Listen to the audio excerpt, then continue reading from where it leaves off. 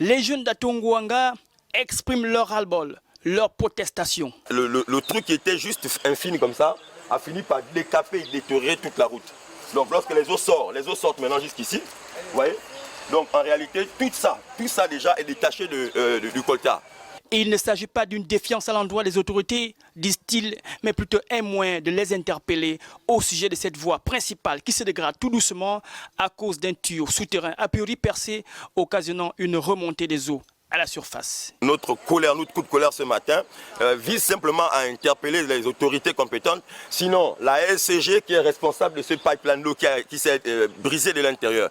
On ne peut pas penser que dans un pays où il y a des gens sérieux, un pipeline se casse en plein milieu de la route. Voilà 3 semaines que ce constat est fait et que la route se fissure. L'action menée depuis ce matin, 6h47, à l'heure de la fin du confinement, a suscité la descente des autorités, notamment du gouverneur de la province de Monogoué, qui faisait une séance de jogging matinale, qui d'ailleurs a pris fait et cause du problème. Conséquence, des automobilistes bloqués ou obligés de faire demi-tour.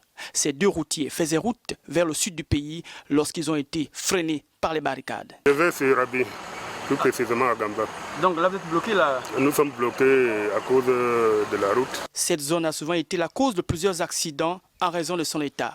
En janvier dernier, l'axe avait fait l'objet de plusieurs réaménagements lors du passage d'Atopika à Missabongo. En clair, c'est la qualité des ouvrages à la va-vite qui pose problème. Ce qu'il y a lieu de faire, c'est la réhabilitation de toutes ces voies dans les règles de l'art pour soulager les usagers, les populations qui souffrent le martyre. Après plus d'une heure d'âpres négociations entre les différents protagonistes, un modus vivendi a été trouvé. Comme dit l'adage latin, au service du bien, il faut s'armer de courage. Cette action des jeunes a eu le mérite de secouer la hiérarchie politique de la place. Les travaux de réparation pourraient débuter dans les 48 heures. Attendons voir.